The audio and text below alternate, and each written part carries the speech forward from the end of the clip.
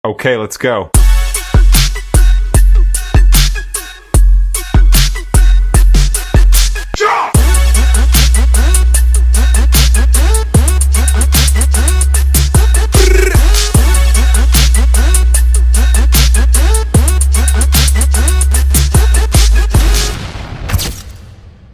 Magandang araw po mga customers.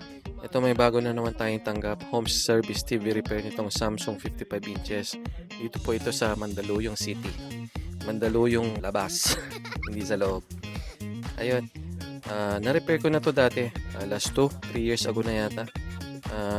LCD problem to dati. Ngayon, backlight na. Kung mapapansin nyo, madilim yung portion ng LCD niya. Kaya ito, papalitan natin ng backlights. Ayun. Ito, ganito na naman po. In-inspect ko na naman po yung TV. Tingnan natin kung may physical damage at kung ano ba. Kasi pag may damage, masisi tayo. Kailangan tingnan muna natin para sure na walang defect yung TV, yung body ng TV. Check din natin yung model. Buksan na natin ang TV. This is how you do it. Anong oras na ba? 4:30. Medyo late na. Baka abutin tayo ng dilim.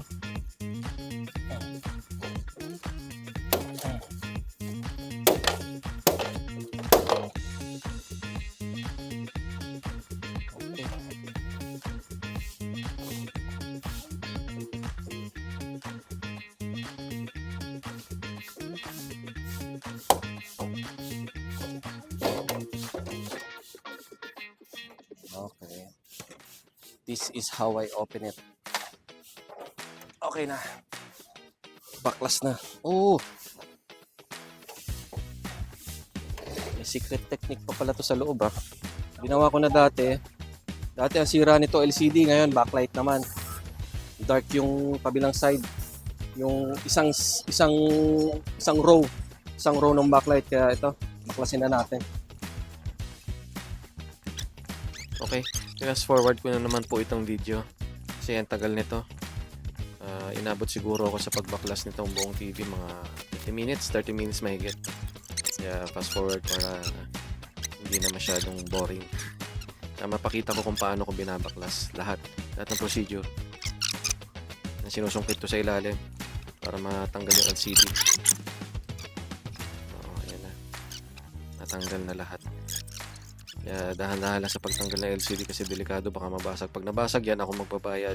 Tapos itong pinakang sheet niya, tatanggalin. Tapos ito, yung isa, yung makikita nyo, yung nasa ilalim niyan. Yung acrylic, LGP, light guide panel, bawal hawakan. Kasi pag nahawakan yan, nagkaroon ng fingerprint, nandiyan na yung fingerprint ko. Kapag pinunasan ko yung fingerprint ko, naku, lalong kakalat. Kaya ito, dapat lagyan ng tissue or kahit anong pangsapin sa kamay, gloves, etc. para hindi magpakat yung fingerprints dyan sa LGP. Okay? Ito, may sunog dito. So, yung daliri ko, ayan. Sunog. Isa lang yung sunog. Pero parang may nakita pa ako isa dito sa dulo. Ayan. Hindi lang siya sunog. Parang ano, yan.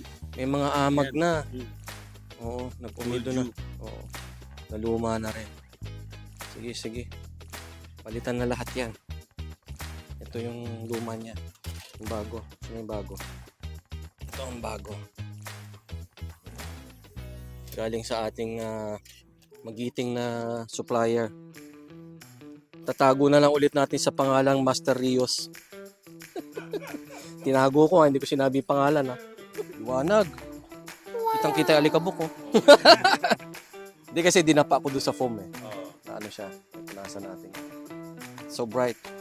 Dapat wag iinit. Ganda ng backlight nito. Malapad ang backlight niyan. Yung sa'yo dati, maliit. Parang ganito yung ilaw ng x-ray. Yung tinitignan mo yung x-ray.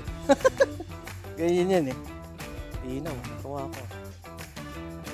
Ayos na. Kumana na ito. Gabi na eh. Gabi na dito na siya. Sige. Okay na ito. Buti may ano si sir eh. LED light. Lamp light. Sige. Okay na ito. May picture. Fix na. Okay ito. Testing na natin. Alauna. Alas 2. Alas 3. Ayun o.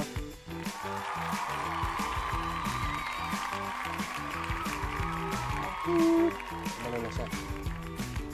May konting flickering lang, pero in a matter of seconds, mawawala yan. Wala na. Wala na. Okay. Yung nga lang sir, i-check na yung salita nito ha.